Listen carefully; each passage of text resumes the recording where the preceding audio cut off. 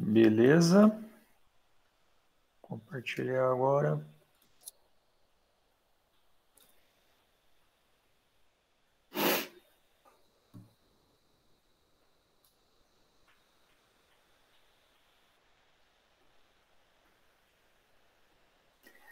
Então, olha só, né, gente? Bom dia a todo mundo aí que tá chegando. A gente está vendo aqui nosso roteiro, né? Ó, então, a gente está... Hoje é dia 25, né? Então, a gente está aqui na semana 11, tá? Olha só, né? A gente vai começar essa semana, né? A aula teórica que eu vou colocar aqui já é o começo aqui de árvores, tá? Então, a gente vai começar agora esse segundo assunto aí, né? Então, assim, a disciplina de ALG 1, ela basicamente está dividida em dois grupos principais. O primeiro é listas e o segundo são árvores, tá? Então, a gente começa oficialmente essa semana, teoricamente, né, tô falando, o assunto de árvores. E aí, nesse assunto de árvores, a gente vai ter aí várias estruturas, né, relacionadas então com árvores, começando aí com a parte mais conceitual, fundamental, né, de árvores. Depois a gente começa a ver algumas estruturas de dados específicas de árvores que são super importantes, né, como HIP, árvore binária de busca, que é esse ABB, né, que está aqui. Aí a gente entra nas árvores balanceadas, que são as AVLs, as rubro-negras, né?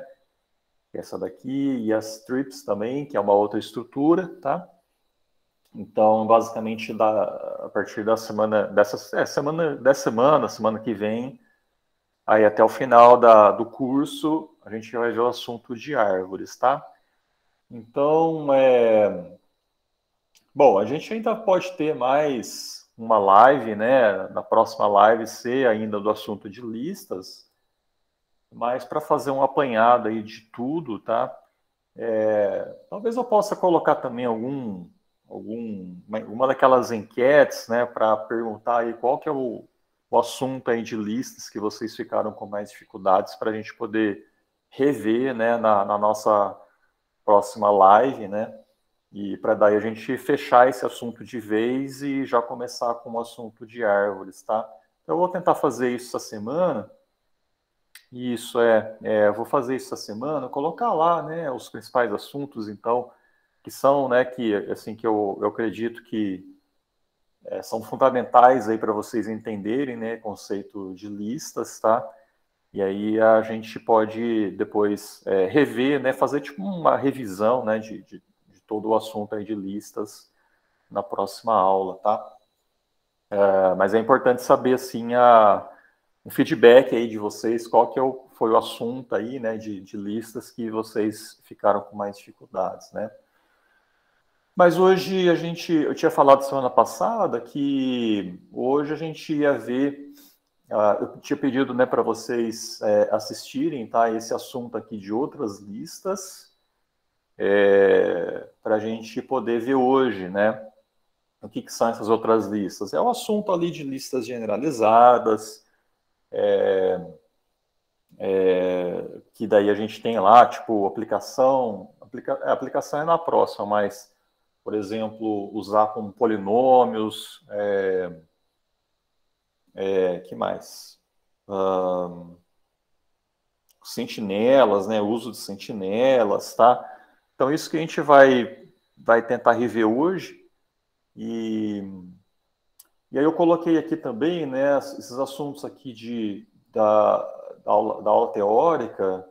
Tá aqui porque era da semana passada, né? Mas eu acredito, não sei se eu coloquei isso daqui, acho que foi na quinta ou na sexta-feira, mas eu acho que vocês não assistiram ainda, né? Então manda um oi aí, né? Fala aí quem que já, até quando vocês assistiram, se foi até outras listas ou se já alguém já viu a parte de aplicação. Coloquem aí para eu saber, gente. E como é que vocês estão aí na... Tá, tem gente que já assistiu a aplicação, Thierry, a Ana viu até outras listas, Gabriel, metade da aplicação, beleza. Murilo também, aplicação. Bernardo, até outras listas. Tá. Guilherme também.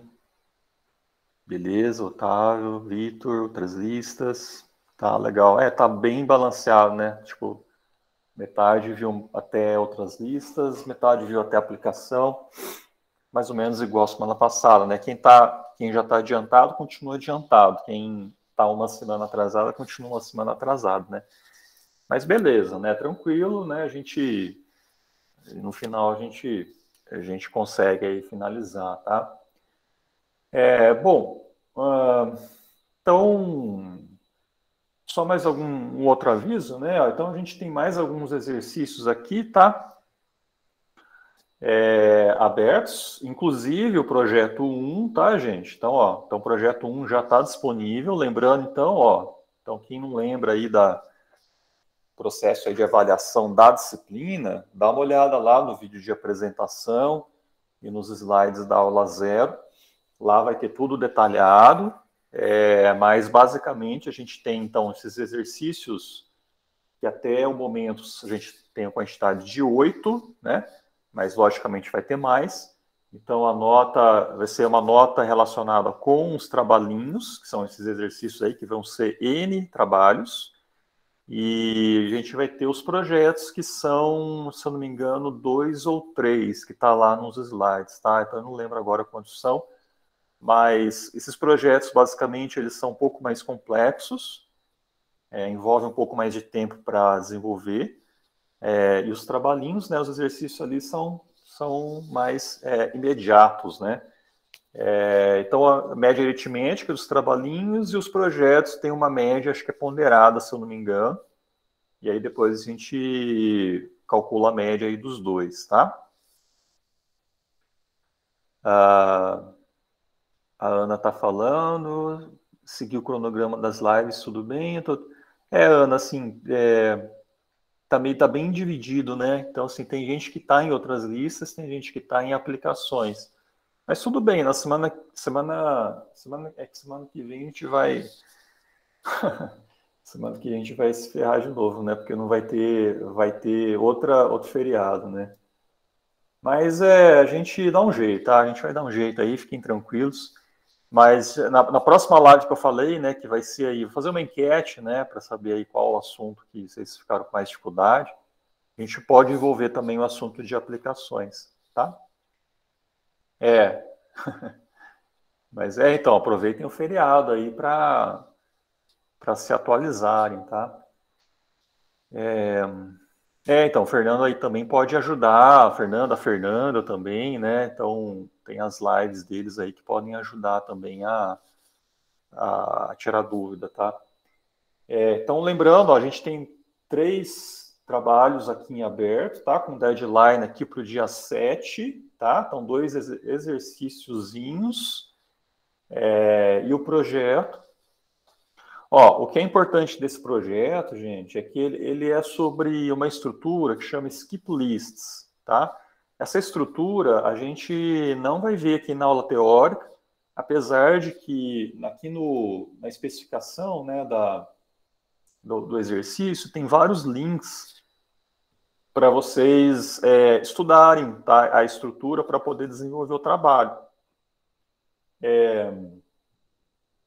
Então, assim, faz parte, tá, do trabalho de vocês aprenderem como que funciona essa estrutura, tá? Que ela é lista, tá? Lista encadeada, só que ela tem uns atalhos, né, que permite que você não precise fazer uma busca sequencial, né, elemento a elemento, do início até o final, ou até encontrar o elemento, né? Então, por meio desses atalhos, você consegue melhorar muito a busca, tá? Então, a gente tem aqui, tipo, 3 materiais aqui, tá? Que são muito bons. Um deles, inclusive, foi uma aula que um ex-aluno meu, pai, né, o André, ele elaborou, tá? Então, tá bem detalhado, né? Então, é um vídeo aqui que ele fez no ano passado. Então, né, tipo, dá para vocês verem tranquilamente, aprenderem o funcionamento, tá? O que consiste esse trabalho? Né? Consiste lá num dicionário, né? Você fazer inserção, remoção, ou alteração, ou busca de uma palavra e o seu significado, tá? O que é importante, né? Vocês ficarem atentos com esse trabalho, gente, é que vocês poderiam implementar esse trabalho com uma lista linear, né? Uma lista encadeada simples, por exemplo, tá? Só que, apesar de, por exemplo, no computador de vocês, supondo que vocês implementem no computador de vocês e que funcione, quando vocês submeterem aqui para o Run Codes, provavelmente ele não vai passar na maioria dos casos de testes, porque a gente colocou lá um tempo limite, tá, para execução de cada caso de teste, tá? Então, exatamente esse tempo limite porque se você usar uma lista normal, encadeada, ele vai ultrapassar esse tempo limite, daí ele não vai passar, ele vai só falar que está incorreto o seu trabalho, tá? Então, assim, tem que usar, né, de qualquer maneira, a estrutura skip list para daí ele entrar ele executar em tempo anterior, né, inferior ao do tempo limite lá que a gente setou, tá? Então, se vocês mandarem o código lá e ver que não está funcionando, mas no computador de vocês está funcionando, então, né, tipo, pode ser que você esteja implementando numa estrutura normal, né? Então, já começa pensando na estrutura skip list, tá? Não tentem fazer com uma estrutura normal, porque não vai funcionar. Tá legal? Professor, Beleza? só um extra. Eu acho que o Run Codes ele chega a falar que a causa do erro é o tempo limite estourado. Ah, ele avisa, tá? Aí isso é bom também, porque eles sabem se foi um problema de caso de teste ou do tempo mesmo, né? Legal, legal. Então é isso.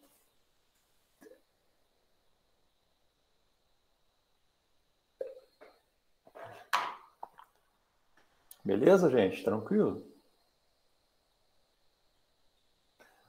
Bom, então acho que era isso, tá? Então agora sim.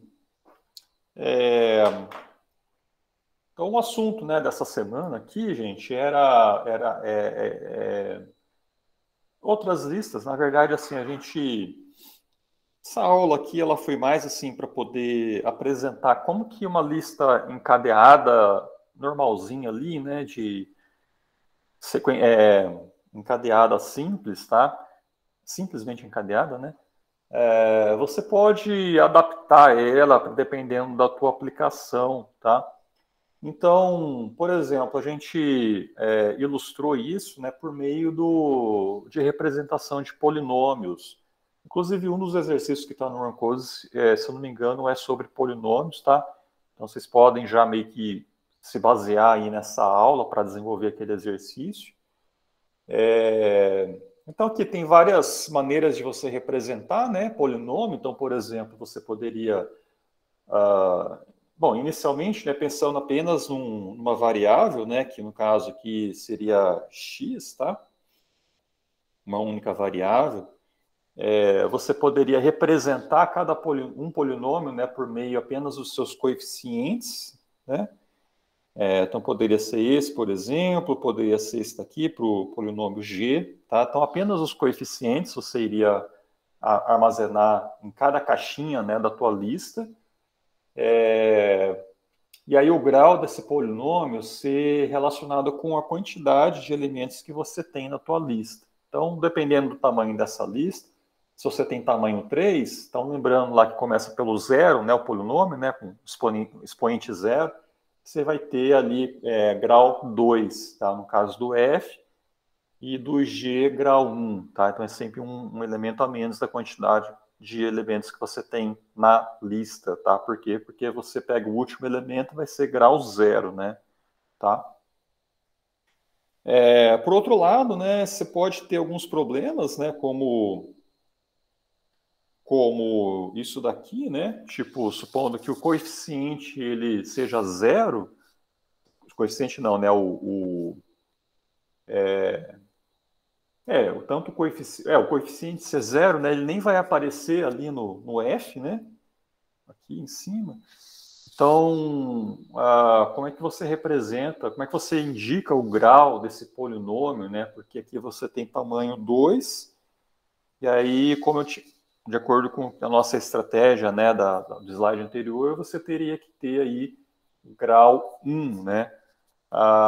Só que ali ele está indicando um grau 4, né? Então, fica difícil de você representar, né, um polinômio desse, né, incompleto, né, como esse.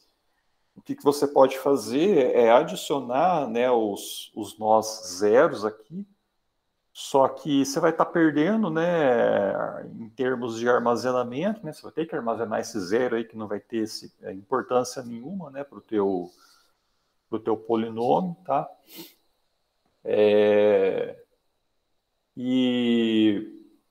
E aí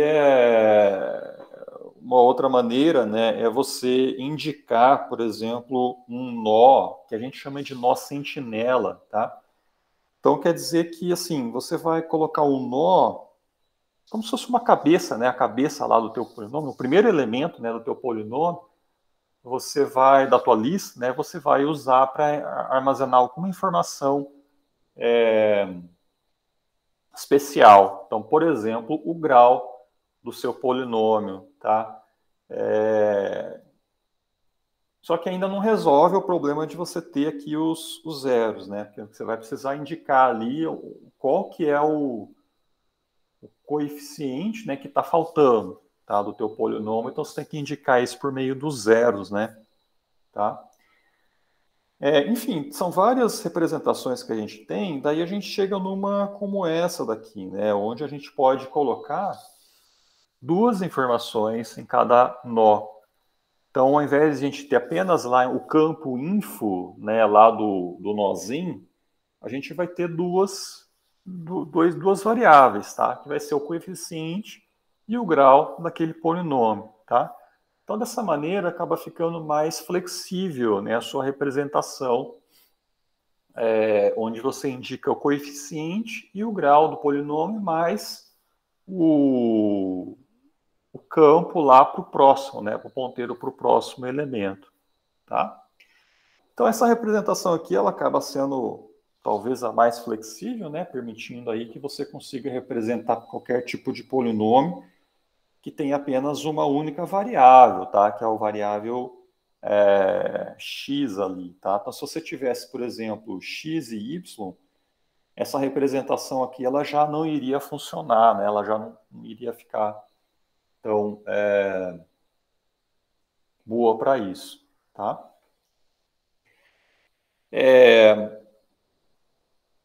Bom, e aí a gente tem aqui algumas brincadeiras, né? Ainda pensando numa única variável, tá?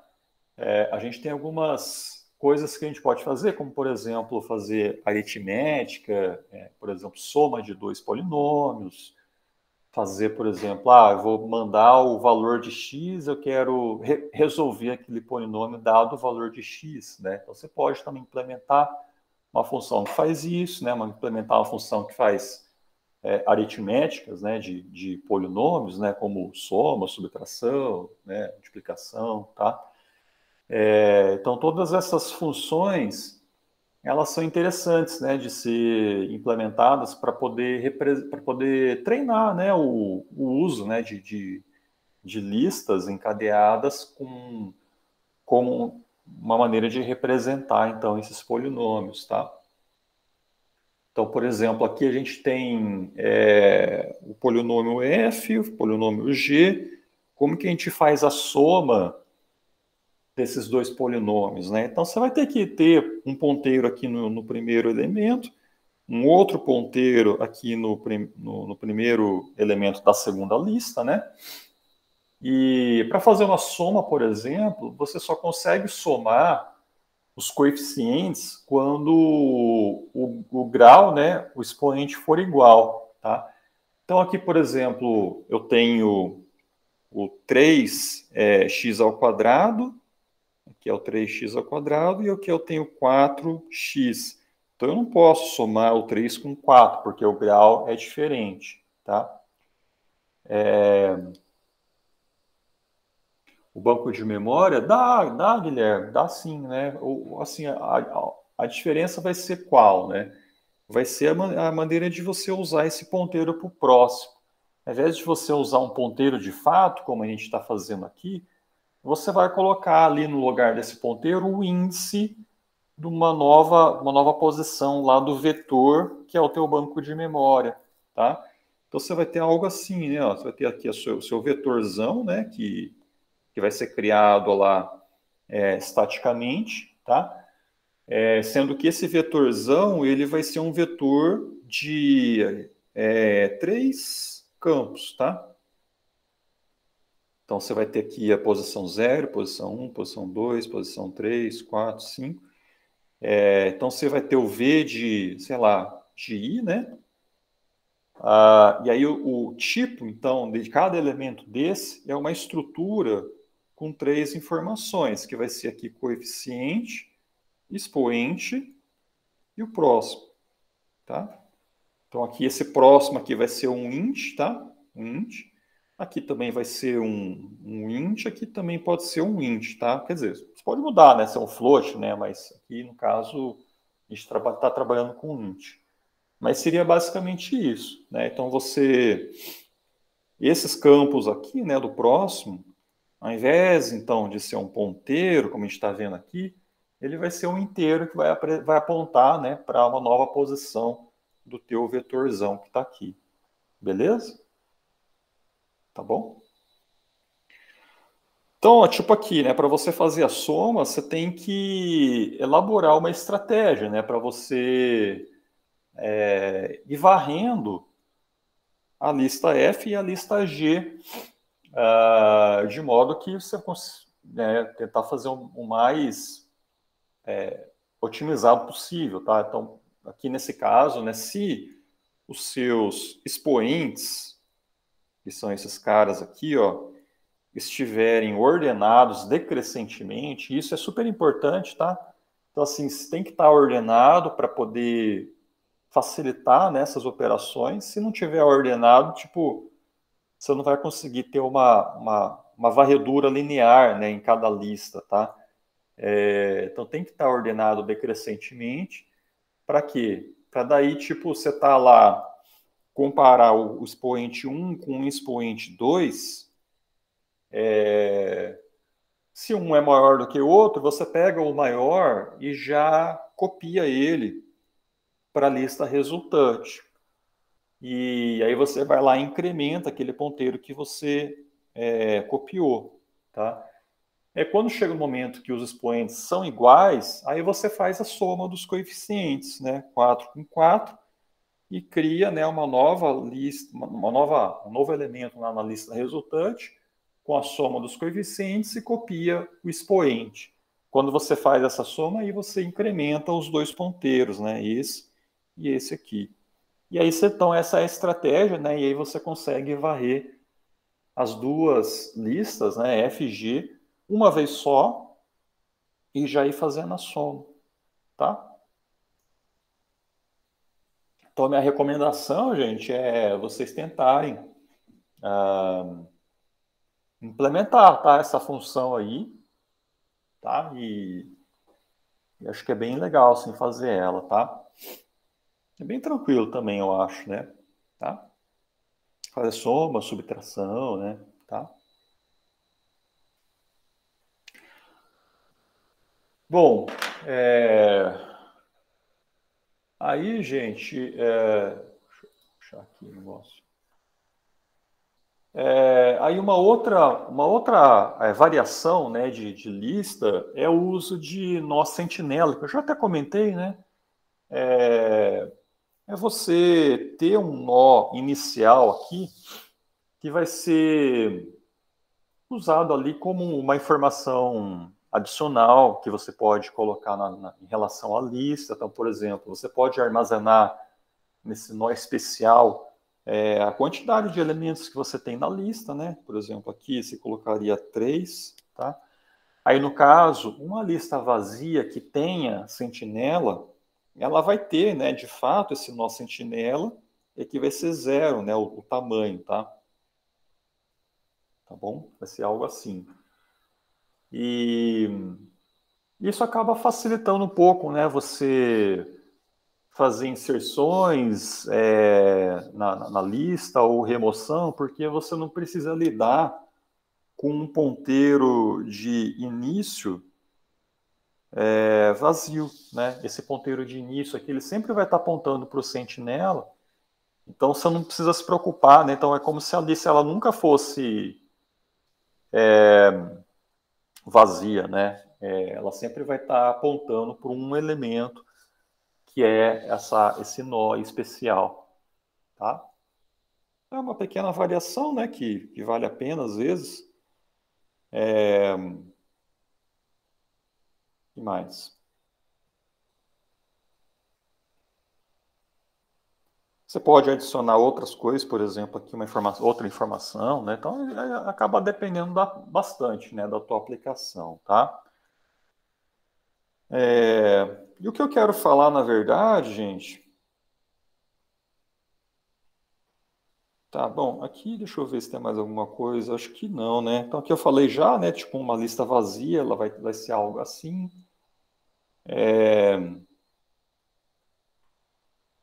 Então aqui, ó, pode colocar uma informação global que eu acabei de falar, né? Que mais?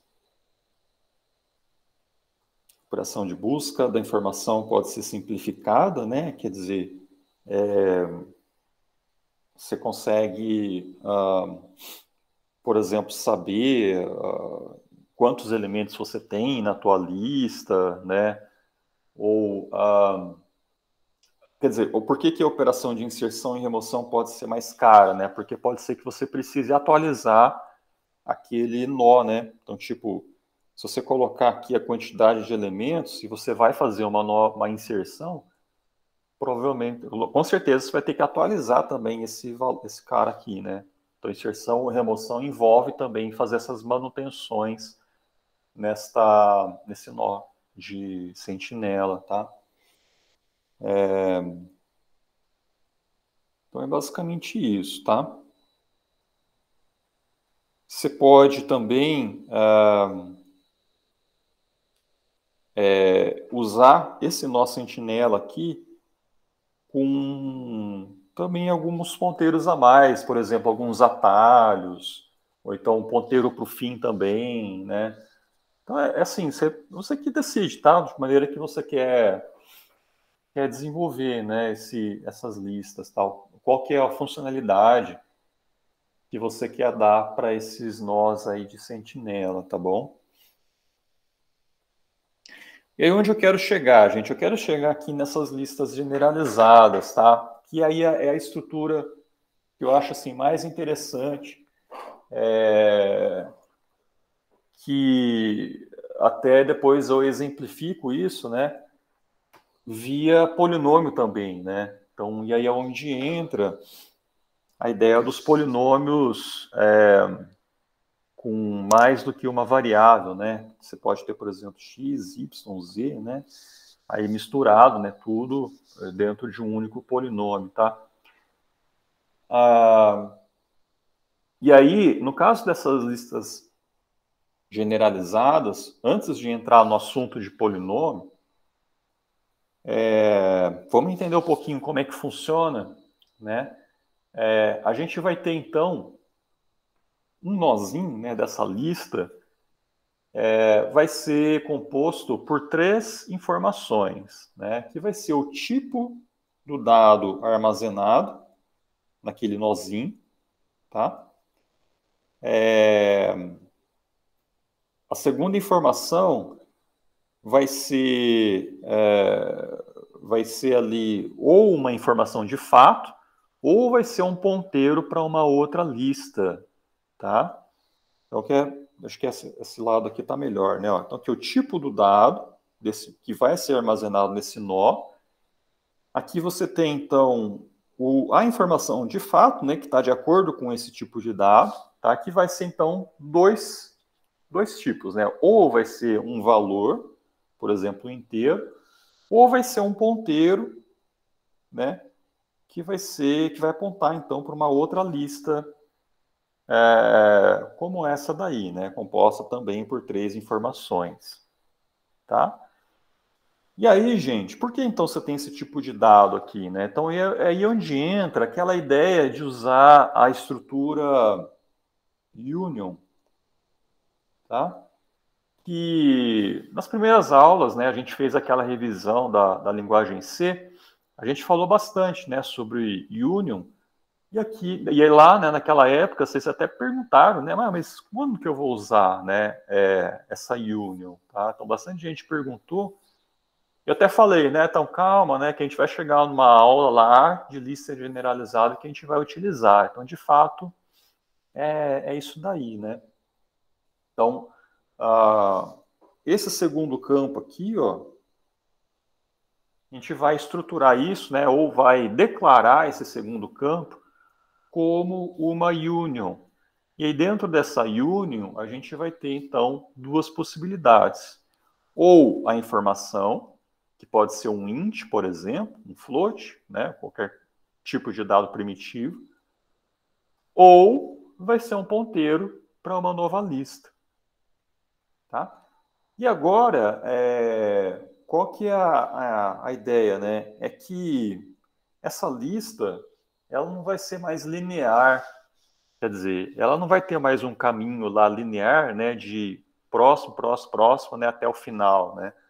Você pode chegar numa bifurcação, né, e seguir por outro caminho, tá? Então, já pensando aí um pouco na ideia de árvores, tá? Que depois em árvores vocês vão ver que, de fato, é só isso, né? Você tem várias bifurcações, tá? Listas, você tem lá esse conceito de linearidade, e aqui meio que um passo atrás de árvores, né? Ainda é lista, só que é uma lista com diferentes caminhos, tá? Então, o que que acontece, né? Você vai ter algo assim, ó. Então, o primeiro campo, esse 0 e 1 aí, vai ser o tipo, então, né? Então, por exemplo, se for 0, quer dizer que o segundo campo a gente chama de átomo, quer dizer, uma informação, né? Informação, né? Pode ser, por exemplo, um int, um float, né? Algo assim, um char, tá? Qualquer coisa, tá? E se for 1, quer dizer que o segundo campo é uma sublista. Quer dizer, é um ponteiro para uma nova lista. Tá? Então, reparem aqui, ó, que quando é 0, a gente tem aqui a informação do átomo. Né? É um átomo o segundo campo. Quando o negócio é 1, o primeiro campo é 1, o segundo campo é um ponteiro para uma nova lista, que é essa daqui nesse caso. Tá? Então, é basicamente isso. E aqui, lógico, né, o terceiro campo é o ponteiro para o próximo. Tá? Então, você tem a lista principal, que é isso daqui, e você tem as listas, vamos dizer assim, secundárias, né? Que, por exemplo, essa daqui é uma lista secundária. Se tivesse um ponteiro aqui para o próximo, né, ao invés de ser 0, que fosse 1, tá? E aqui fosse um ponteiro, então, você teria uma outra lista aqui embaixo, que aí já seria uma lista no nível 3, tá? Vamos pensar assim, tá? E assim por diante, né? E aí é onde entra, então, esse conceito aqui de sublista, tá? Que é basicamente uma representação como essa, né? Então, por exemplo, você tem uma lista principal, e dentro dessa lista principal, um determinado elemento pode ser uma outra lista, tá? Pessoal, isso é super comum, tá? Se você pega lá, por exemplo, linguagens como Python, sei lá, né, Lisp, tá? Essas linguagens aí até diferentes, tá? É super comum você consegue criar listas e sublistas, tá? De uma maneira bem fácil, tá? Então, no caso do Python, né, que tá em alta hoje em dia, né? Ao invés de você representar, então, uma lista com parênteses, você representa com colchetes, tá? No caso, parênteses, também você pode usar para Python, mas aí não vai ser mais lista, vai ser tupla, eu acho que chama, tá? Mas o comportamento é igual de lista, só que, não é, você não consegue mudar depois que cria, né? Mas enfim, né?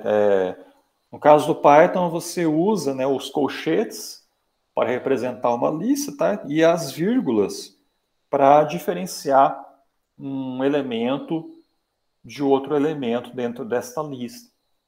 E aí, dentro de cada elemento, né, desse daqui, né, dessa lista, você pode ter um valor, então, por exemplo, um valor inteiro, 2, mas você pode também, dentro de cada elemento desse, criar uma nova lista, tá? Assim. E aí, dentro dessa nova lista, você pode ter, né, de novo, né, tipo, vários elementos aqui separados por vírgula, que podem também, por sua vez, ser outra sublista, ou pode ser elementos.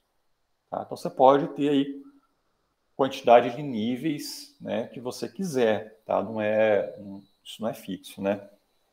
Tá?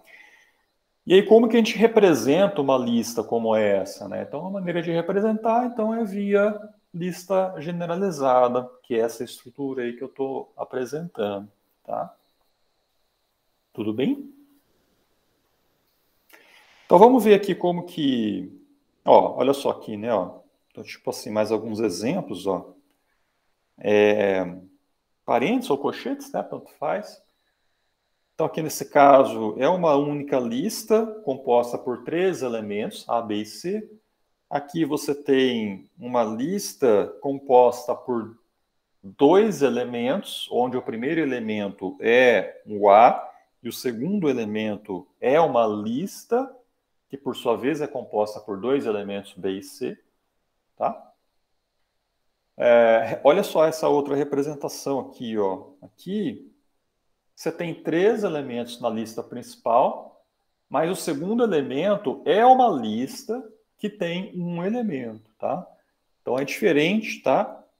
Isso daqui, ó, é diferente disso daqui, tá? Então, ó, isso aqui não é igual, tá? Isso aqui é diferente. Então, B na primeira lista é um elemento da lista principal e na segunda lista o B está dentro de outra lista que está dentro da lista principal. E a mesma coisa com o C. Tá bom? E você pode ter listas vazias, tá? Que é algo como assim, né? Então, aqui, esse cara aqui é uma lista que tem 3 elementos, A, B, e o terceiro elemento é uma lista que está vazia. Tá? Beleza, gente?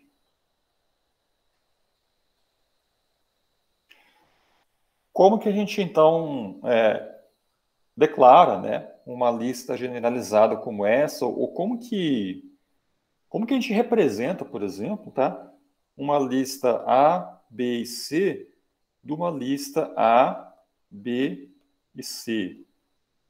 Tá? Como que vai ser a representação de cada uma dessas, já que eu falei que elas são diferentes entre si, tá?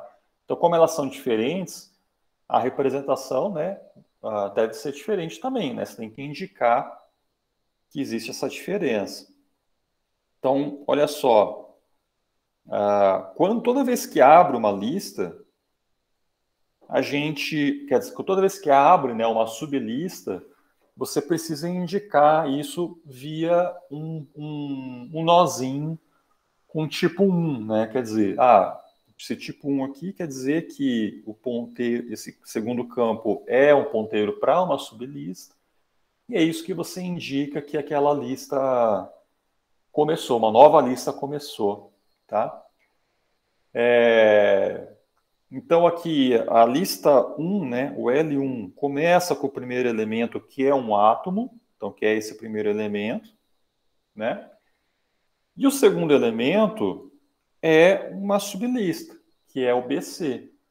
Então, como é uma sublista, você precisa indicar que começou essa nova sublista. Isso você faz, então, via esse nozinho que está aqui, com tipo 1, quer dizer, nova sublista, e o ponteiro apontando para essa nova lista, tá? Que vai armazenar os elementos dessa sublista, B e C. Beleza? E esse ponteiro aqui, ó, ele seria o ponteiro aqui caso, né, você tivesse algo assim, né, ó, A, B, C, fechasse aqui nesse parênteses, vírgula, mais um outro elemento, por exemplo, D, né? Então, se esse D aqui você quisesse colocar, ele estaria aqui, ó. 0, D e o ponteiro. Tá? Estaria lá em cima. Por quê? Né? Porque o D ele faz parte da lista principal e não da lista que tem o BC. Tá?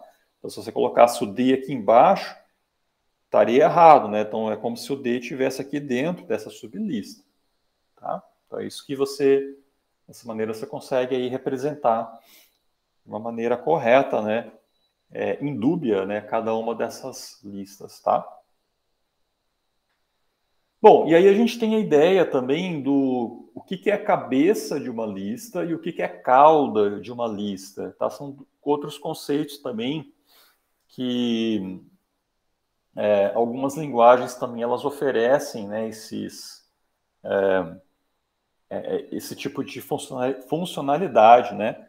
Então, acho que em Python tem, né, head, quer dizer, a cabeça da lista, o tail, né, que é eu não sei se o tail do Python, se ele retorna o último elemento, ou se ele retorna os demais, tirando a cabeça, eu não lembro direito, tá? Mas aqui, né, a gente está pensando, então, que a função cabeça, ou head, ela retorna o primeiro elemento dessa lista.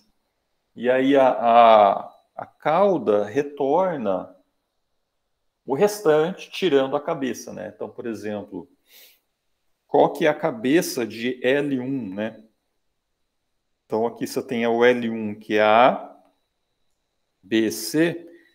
A cabeça de L1 vai retornar o primeiro elemento dessa lista, que é o elemento A, simplesmente.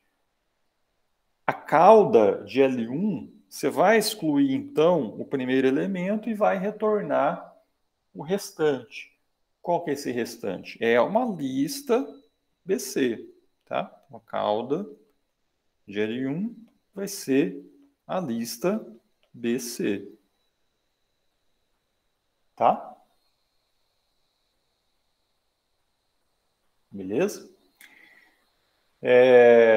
Basicamente é isso, né? Daí você pode fazer, por exemplo, eu tenho a cauda de L1, daí eu tiro a cabeça, né? Então você pode misturar as coisas aí, né?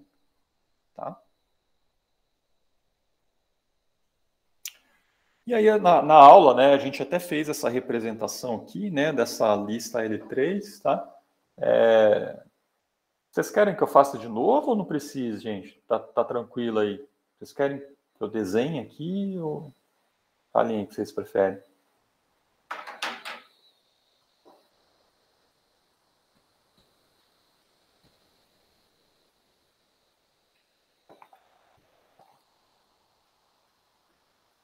Tranquilo? Beleza. Tá bom, legal. Tá, então tá aqui, né? Então é isso daqui. Então saber, né, quando começa uma nova sublista, né? Quando começar uma nova sublista, indicar com um nó, né, com o tipo 1, tá?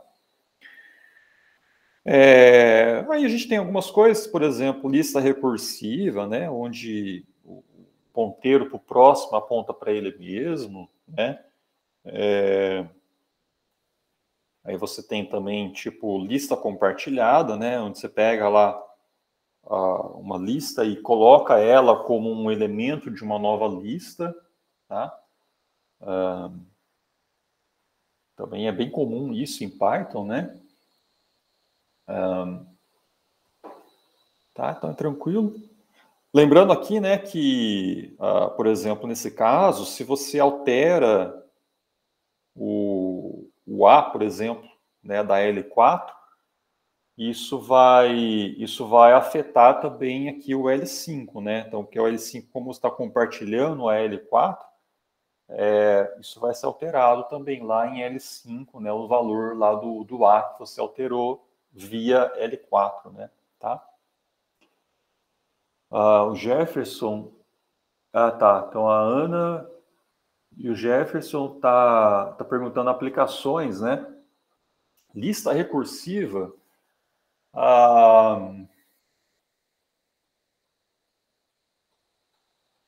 Gente, não sei.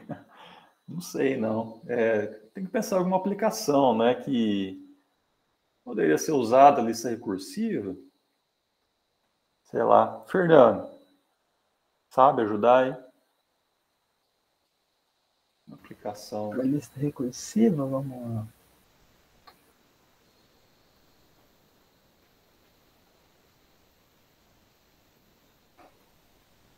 Talvez ela seja útil para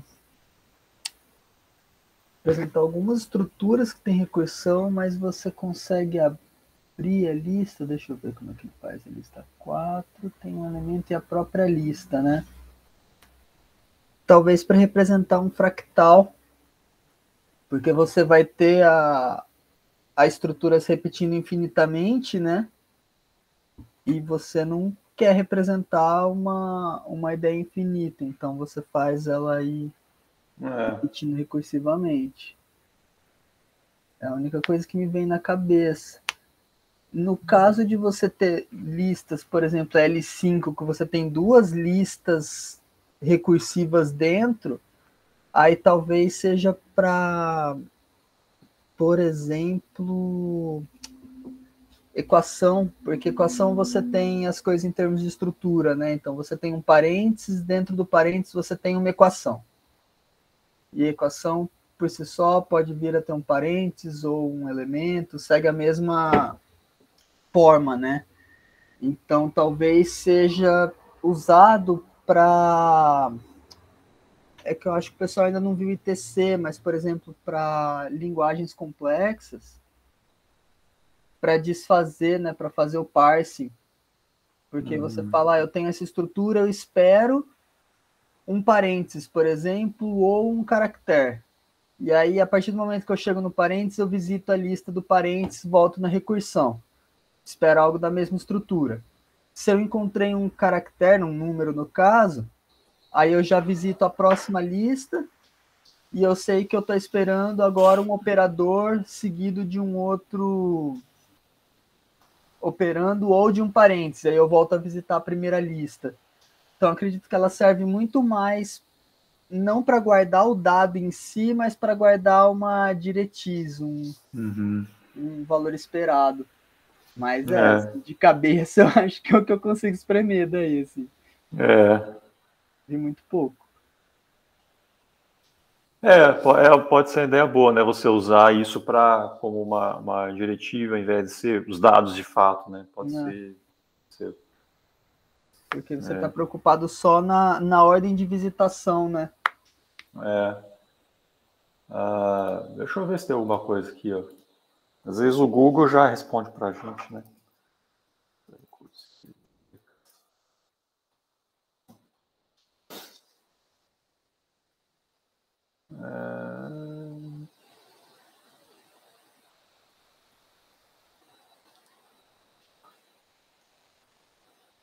Tem uma coisa que... Aqui, quando fala de recursivo, eu acho que está mais voltado para a função recursiva que você aplica em lista, não de lista de fato que é recursiva, né? Acho que...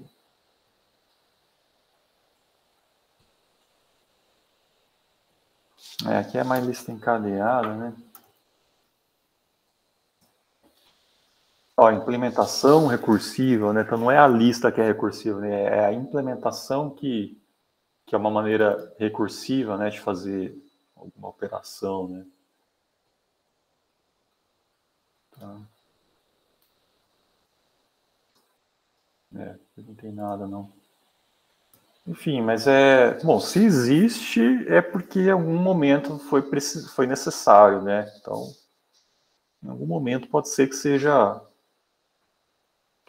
útil, né? Tá?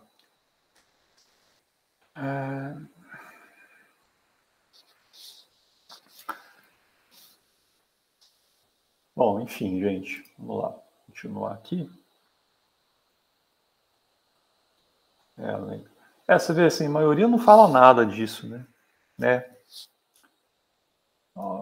Bom, é bom saber, pelo menos, né? Vai que um dia aí vocês precisem, né? Tá? No dia que vocês precisar, aí vocês me avisem, né? Manda um e-mail para mim, fala, eu precisei de lista recursiva, aí vocês me falam, daí pelo menos eu tenho como responder, né? Para próxima vez perguntarem, né? Tá.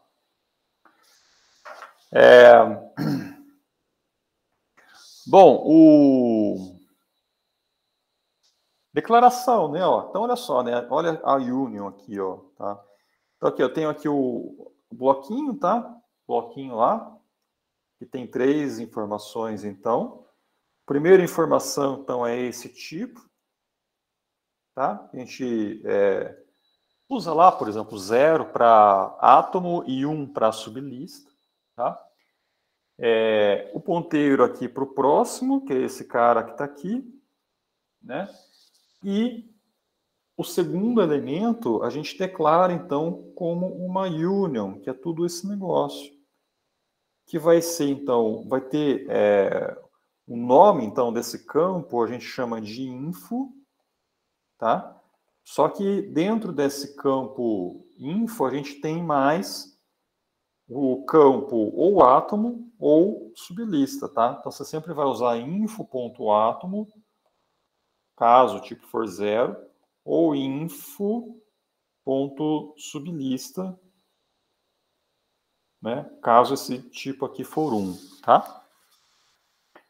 Então, e aí é claro, né, vai ser papel, então, do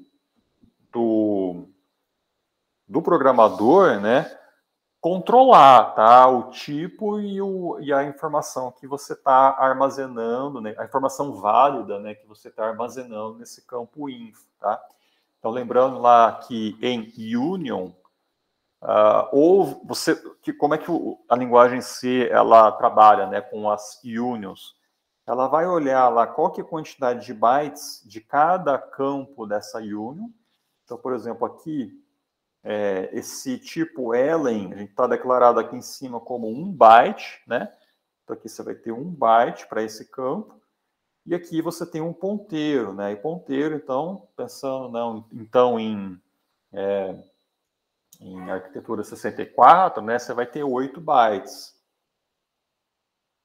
Então, o que a linguagem vai fazer? Vai pegar, então, aquele campo que tem maior quantidade de bytes e reservar só aquele espaço. Então, não vai ser 9 bytes, vai ser 8, que é o campo que tem maior quantidade, tá? E se você estiver usando o átomo, né? Você só vai usar 1 byte desses 8 bytes. Se você estiver usando o ponteiro, você usa os 8 bytes, tá? Mas é sempre uma coisa ou outra coisa. Você não consegue armazenar as duas coisas juntas, tá? Então é super importante ter esse tipo, tá? Para poder indicar qual dos campos que está válido naquele caso, né? Ou é o átomo ou é a sublista. Beleza? Tudo bem, gente? Tá claro isso daí para vocês?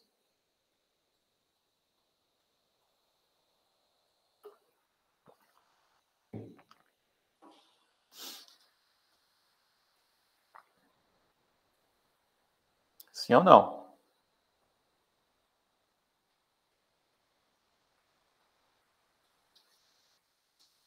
Beleza. Então tá. Ó, e aí, gente, eu não lembro se na aula se eu cheguei a implementar tudo, né? Eu acho que eu implementei essas funções aí, mas aí eu deixei outras como exercício, tá, para vocês fazerem, que era de fato, então, né, desenvolver um TAD lista generalizada, né? Um TAD lista generalizada, onde a gente vai ter essas funções aqui, tá? Quer dizer, liberar, criar um átomo, criar uma sublista, concatenar duas listas, retornar a cabeça, o primeiro elemento, retornar a cauda, imprimir a lista, tá? Então, eu acho que essas funcionalidades eu até já coloquei. Eu tenho aberto aqui o código, quer ver? Essa daqui, né? Ó. Então, a gente eu até implementei com vocês, tá?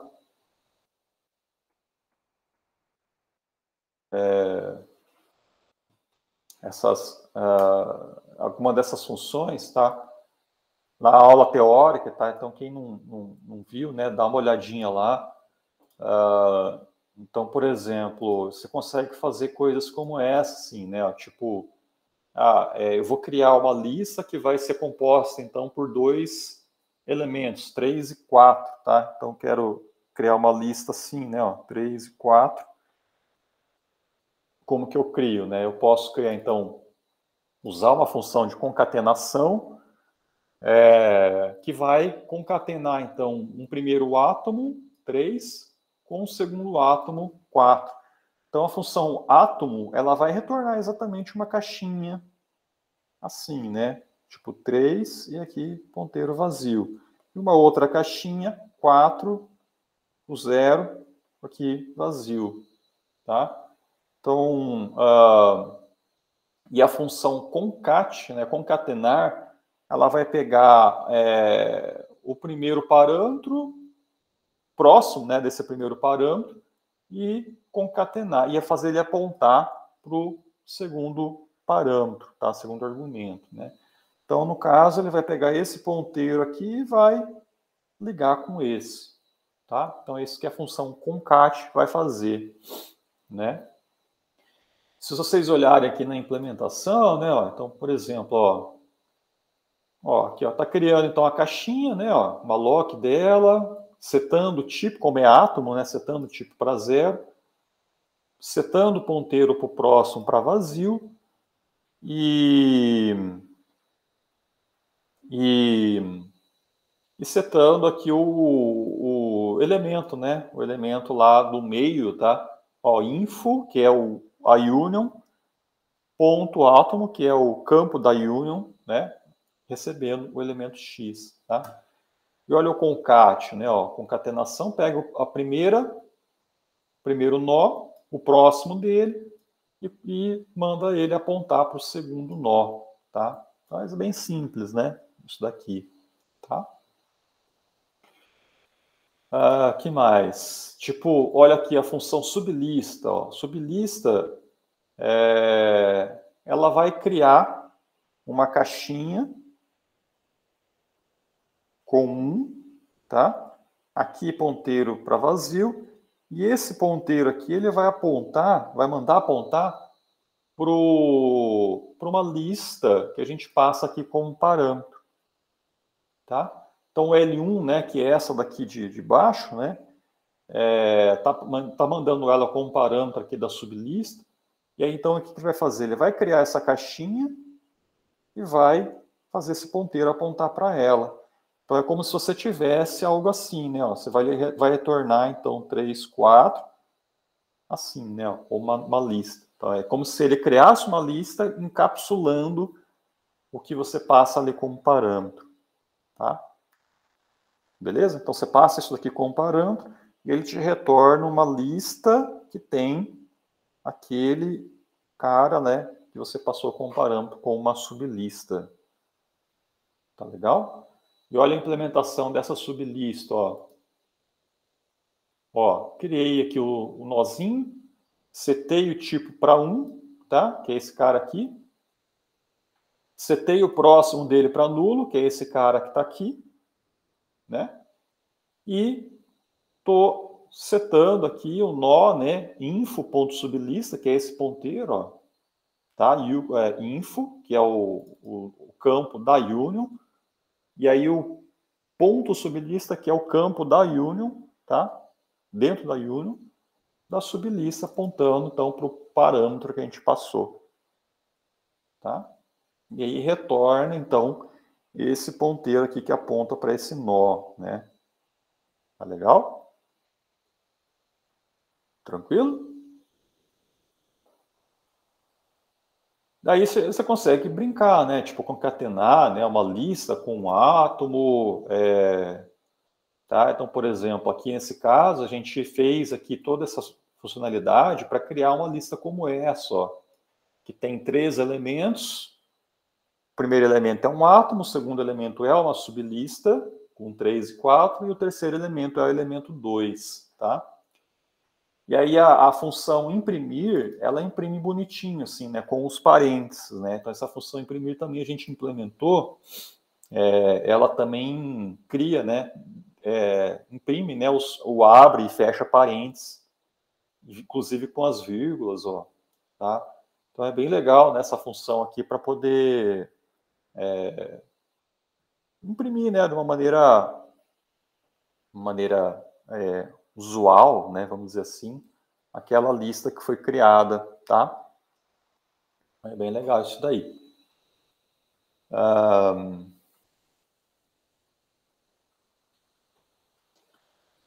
Que mais? Tá, e aí, gente, a gente tem também... Então, essas aqui foram as funções que a gente implementou na aula teórica, está gravado, tá? Então tem lá, né, eu desenvolvi com vocês lá na aula isso daí, então minha sugestão é vocês fazerem junto comigo, tá? Implementar junto comigo. E eu deixei alguns exercícios, tá? Para fazer também relacionado com esse TAD, lista generalizada. Um deles era verificar se um determinado elemento está dentro dessa lista. Então aqui você passa, por exemplo, uma lista como essa, né? Ó.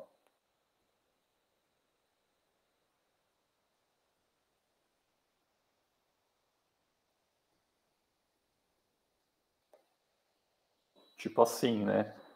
E aí o L aqui, né? Então você vai mandar uma função, por exemplo, busca em L pelo elemento, sei lá, 5. Ele tem que aqui vai te retornar verdadeiro, tá? Porque o 5 em algum lugar existe nessa lista, que nesse caso aí está lá no nível lá abaixo, né? No nível 3, tá? Então, essa função ela tem que fazer essa varredura, né?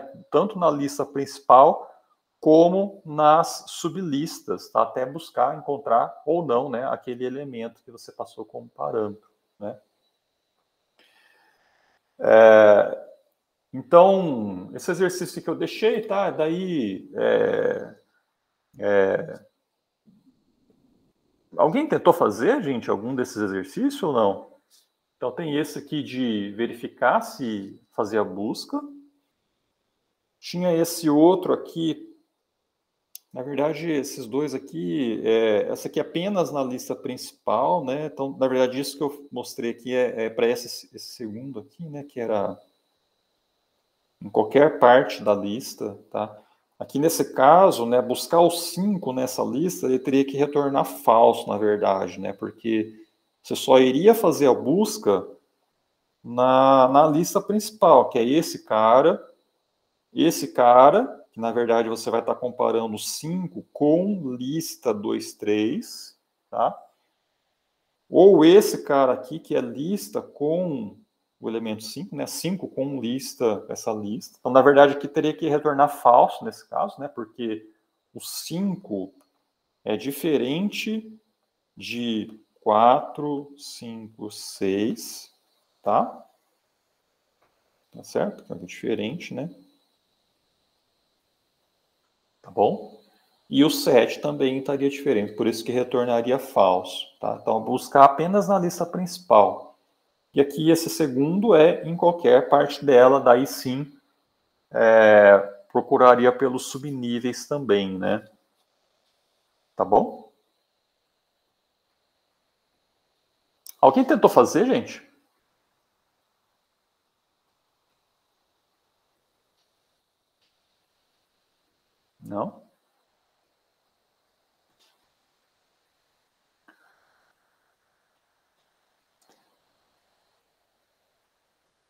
Tá, ó, então é bom tentar, viu, gente? Porque esses exercícios, eles treinam funções recursivas, tá? Então, você vai conseguir desenvolver isso com recursão, tá? Então, é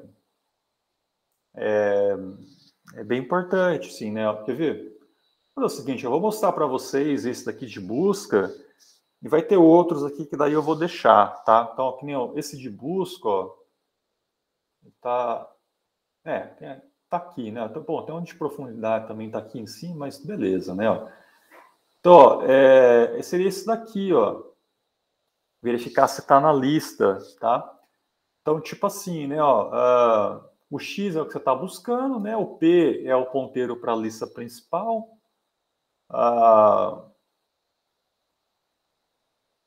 Pegando lá pelo primeiro elemento, né, da lista, se esse elemento ele for do tipo zero, quer dizer, um átomo, você já pode comparar com o X, tá? Então, se for zero, você já compara com o X. Se for igual, já retorna 1, né? Quer dizer que você encontrou logo de cara. Caso contrário, olha só o que eu faço aqui, né? Ó, tipo, a gente já sabe que esse primeiro elemento ele é do tipo zero, tá? Estou supondo que seja 3 e eu estou buscando aqui o 5. Tá? Então aqui está o P, né? Está apontando aqui para o começo, né? Então aqui, se o tipo é zero, quer dizer que não tem nada aqui para baixo, né? Então aqui, né, não existe nada aqui para baixo. Então você vai ter duas possibilidades, né? Ou o 5, ou x é igual o 3, né? O átomo, ou o 5, o x, né? Vai estar à direita. Tá? Então, por isso que eu vou aqui ó, e dou um return por próximo, né? Fazer uma recursão aqui dessa está na lista para o próximo elemento. Tá? E aí você tem um segundo caso aqui embaixo, que é caso o primeiro elemento ele seja 1. Tá? Quer dizer o quê? Que você tem aqui esse ponteiro por uma nova sublista. E que você pode ter mais coisa para lá, né? Mas o que acontece? Né? Você não vai, aqui com esse else, você não vai comparar o x já com esse elemento. Né? Você vai ter que entrar dentro dessa sublista para poder buscar o x. Né? Então, isso que eu faço com essa função recursiva aqui, para a lista. Então, você chama a mesma função, só que agora para a sublista. Tá? Ele vai fazer a mesma coisa para essa sublista aqui, que pode ter elementos, né? Se for zero, ele vai comparar com o átomo. E se for 1, ele entra numa nova sublista. Tá?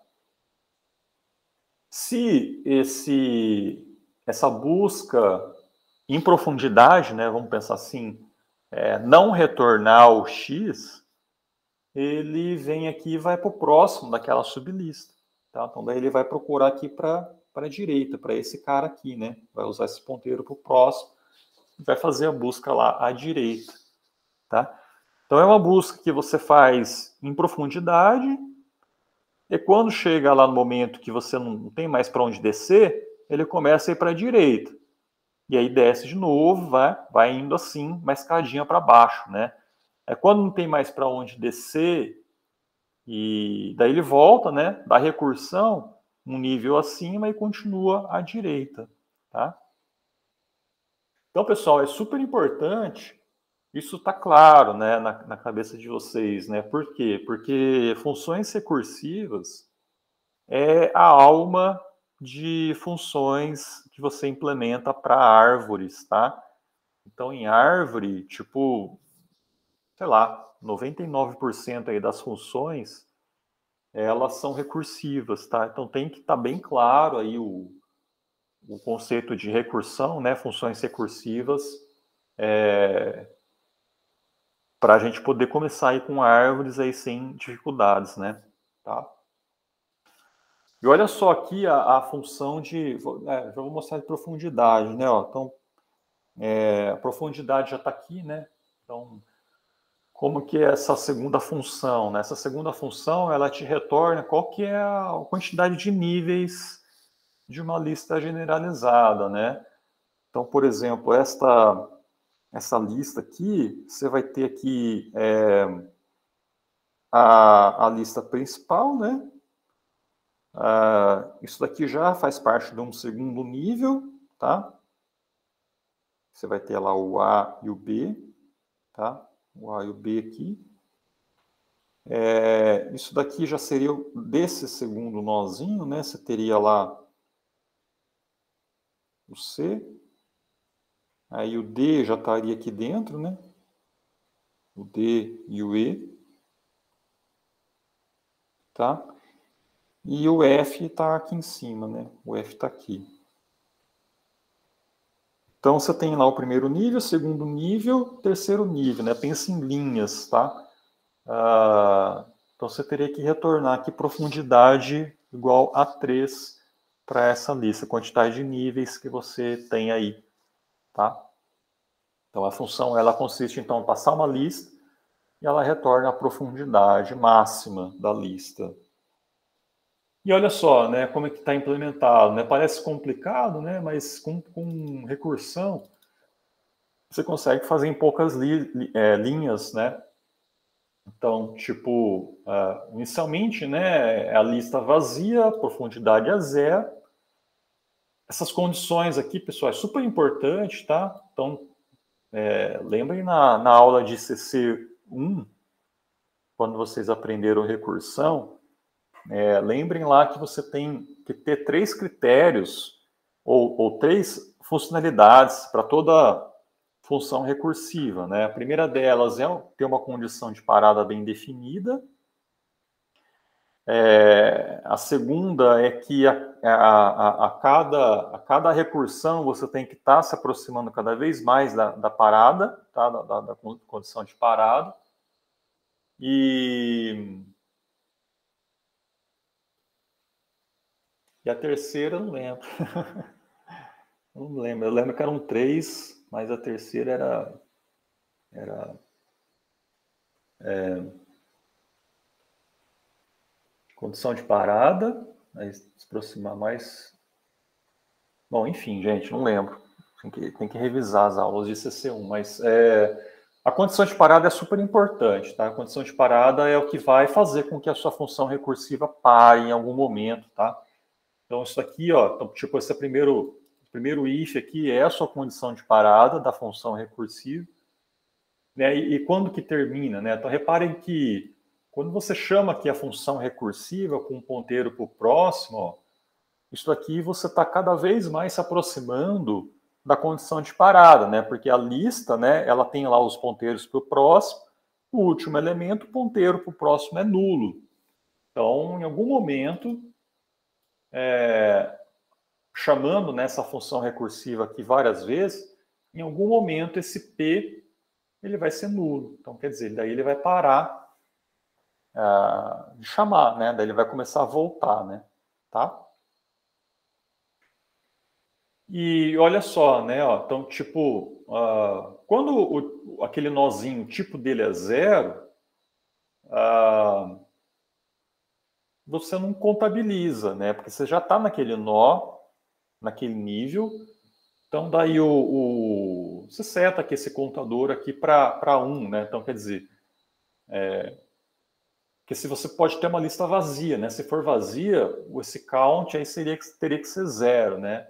Mas é o que a gente está retornando aqui em cima. Mas se tipo é igual a 0, quer dizer que tem pelo menos um elemento nessa lista, então você tem um nível pelo menos, né? Então daí você seta esse contador aqui para 1, tá? E esse else é exatamente o caso onde você tem um nozinho com uma sublista. Então, quer dizer, quando você encontra um nó com tipo 1, com certeza você vai descer.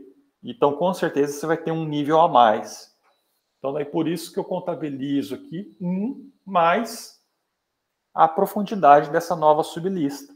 Então, daí você vai calcular a profundidade da sublista primeiro, para depois contabilizar com esse 1 e aí poder setar nessa variável aqui o total, né? Tá? Só que não basta só isso, né? Você tem que procurar também pelos vizinhos, né? Pelo lado direito. Então, quando eu faço isso daqui, né? Ó, eu estou fazendo a busca para o lado direito, né? Estou aplicando a mesma estratégia do lado direito, né? E quando termina, né? Eu verifico se a busca, então, pelo nozinho aqui do lado direito, se a profundidade é maior do que a daqui, tá?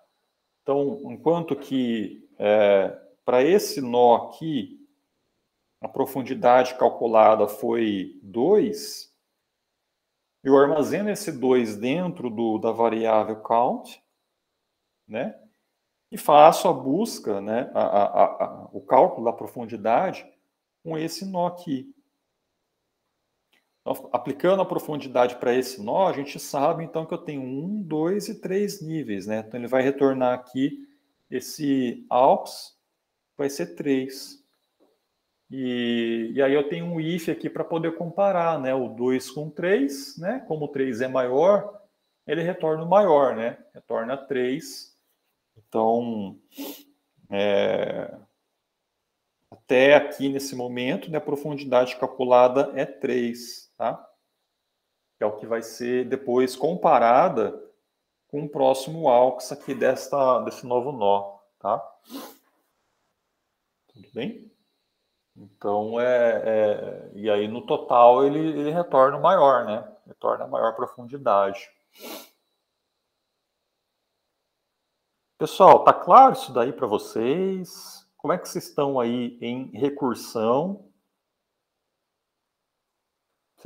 Tem dificuldade? Quem tem dificuldades com recursão? Ou quem ou tá tranquilo?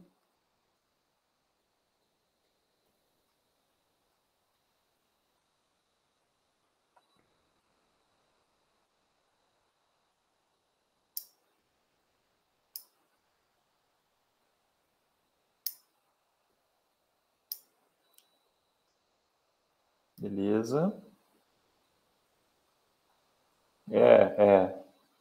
Empilhamento, sim. Sim. Porque volta, né? Quando volta, aí você tem que começar a desempilhar, né? Então aí é onde começa a ficar confuso, né? Então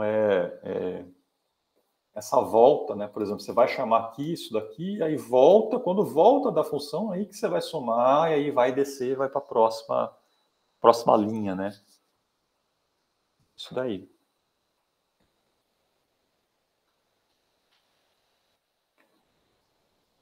Bom, mas beleza, gente. Então, eu vou deixar como exercício, tá? Aí tem essa outra aqui, ó. Opa, não. Que é essa daqui, ó. Verificar se são iguais, tá? Que é essa daqui, ó. Então, dadas duas listas generalizadas, verificar se elas são exatamente iguais, tá? Então, inclusive, né, vocês podem depois testar com uma lista assim e uma outra assim, né? Ó. Por exemplo, assim, né? Tá? Então já tem que ser diferente entre elas, tá? Então, implementar, né? Se uma lista, você passa então um ponteiro para L1, um ponteiro para L2, tá? E vai retornar verdadeiro se forem iguais e diferente, e zero caso for diferente, tá? Tudo bem? Eu não vou mostrar esse código aí não, tá? Vou deixar como exercício aí para vocês testarem, tá? Apesar que tem um spoiler aqui em cima, ó. Tem um spoiler aqui, mas o resto da função aí vocês vão ter que saber, tá? Eu não vou subir aqui não, tá? Beleza? Ó, então, gente, aí um outro assunto que é bem interessante é usar essa estrutura com polinômio. E aí, esses polinômios com várias variáveis, né? Tipo x, y, z, né? Então, como que a gente pode adaptar a nossa lista generalizada para trabalhar com um polinômio desse? Olha só, né? É algo mais ou menos assim. Então, eu vou ter, por exemplo, uma lista principal, que é essa daqui, ó, tá? Onde eu armazeno os coeficientes do polinômio, 4, 3 e 5. Tá? Então, a primeira lista só armazena os coeficientes. E aí, dentro de cada nó desse, você vai ter uma sublista que vai para os respectivos expoentes e variáveis, né? Então, no caso do 4, né, o coeficiente 4, ele está associado às variáveis x, y e z, e os respectivos expoentes 2, 3 e 1, tá? Que é esse cara aqui, ó. E aí a gente representa variáveis e expoentes via uma lista, tá? Então, isso aqui é uma lista que, olha só, né? Esse campo val é igual ao de cima, só que ele vai ter... vai ser usado para diferentes propósitos na primeira lista, na lista principal e na lista secundária. Tá? Na lista principal vai ser coeficiente, né? 4, 3 e 5. E na lista secundária a gente usa esse campo val para armazenar os expoentes. 2, 3 e 1. Que é esses caras que estão aqui, né? Os expoentes do x, y e z. Né? E o Davi está perguntando por que o 4... Ah, então, aí é onde entra o campo var, né? Esse campo var é para você indicar qual que é a variável, tá? Então, você pode... o 2 está associado à variável x, então é o expoente do x, o 3 é o expoente do y e o 1 é o expoente do z, para você saber qual que é a variável associada àquele expoente. Tá?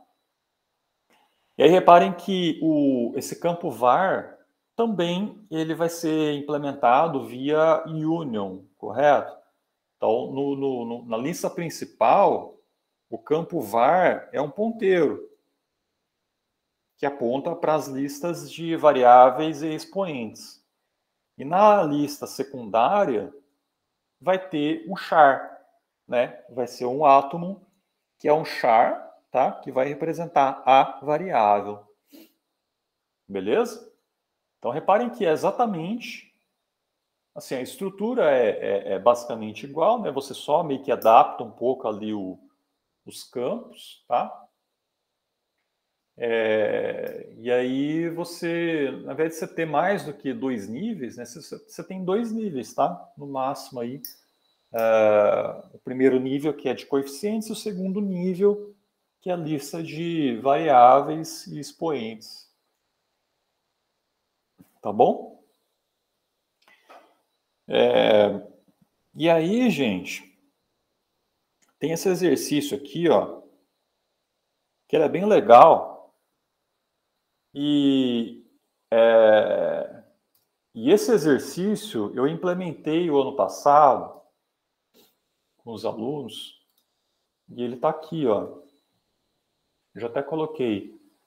E vou deixar também como tarefinha para vocês fazerem, tá? Que é fazer junto com o vídeo, na verdade, né? Que é a implementação desse exercício, ó. E é esse daqui, ó. Tá, ó. Então, vem aqui na semana 10, ó. Esse extra aqui, ó, polinômios, tá? Esse extra 1 aqui, tá? Então, esse extra 1, ó, ele... Opa, tem que abrir uma outra aba, senão não vai funcionar. Ele eu implementei, né, numa das lives do ano passado, e ficou bem legal, né? É um par de polinômio, e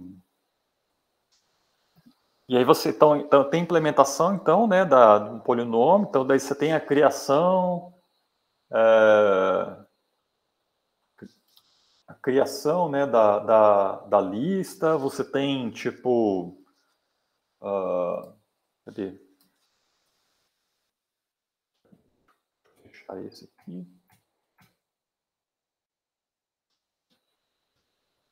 Ah, não, tá aqui. Esse aqui, ó.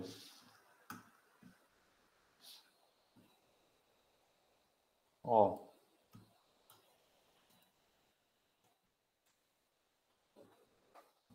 Você vai criar, ó, estou criando aqui um polinômio, então tem aqui a função criar desse polinômio.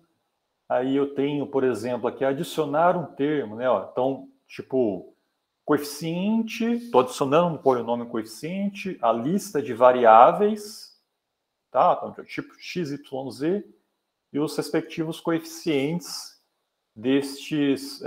dessas variáveis, né? Então, x elevado ao quadrado, y elevado a cubo e z elevado à primeira, né? Então, daí você tem a função addTerm, que adiciona esse termo dentro do coeficiente, tá? Então, eu faço isso aqui, tipo, para vários,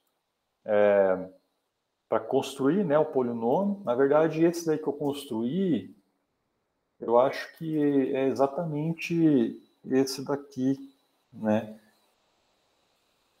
Ó, é exatamente isso, ó, 4x ao quadrado, y ao cubo, z à primeira, exatamente esse aqui. O segundo termo é o xy com 3, e o terceiro termo é o 5 com nenhuma variável, né? Então, por isso que eu deixei vazio aqui, os expoentes também, aqui, ele vai olhar pela variável, saber quantos expoentes existem, tá? E aí depois tem a função para calcular, que é o que o exercício pede, né? Então, tipo assim, eu passo o valor de x, o valor de y e o valor de z, e ele me retorna o resultado, tá? Então, é você varrer aqui esse polinômio e alterar, né? Os valores de x, de y e de z e aí fazendo um cálculo para retornar o resultado, tá? Então, esse que o exercício fala, né? Então é bem, bem legal, tá, gente? Então vale a pena aí vocês olharem esse vídeo e tentar resolver junto, tá? É bem interessante, tá? Beleza, gente? Depois tem esse outro aqui de matrizes esparsas, que é bem legal também, mas aí já faz parte da aula de aplicações, tá? Que é o próximo assunto aí. Que faz parte então da aula teórica de aplicações de lista, tá? Que daí como tem gente que ainda não viu, né? Então daí na próxima live a gente pode discutir também, né? Tá bom?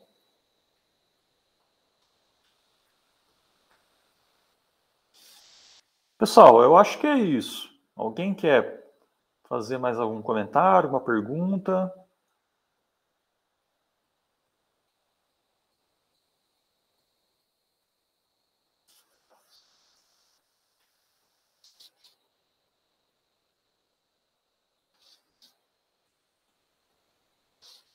Então aí, gente, tá todo mundo aí?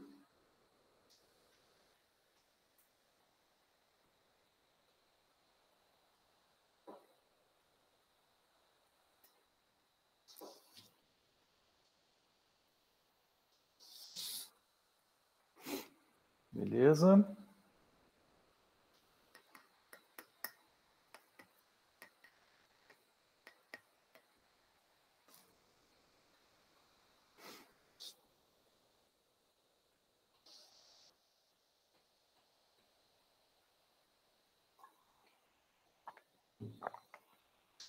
Eu acho que é isso então, né?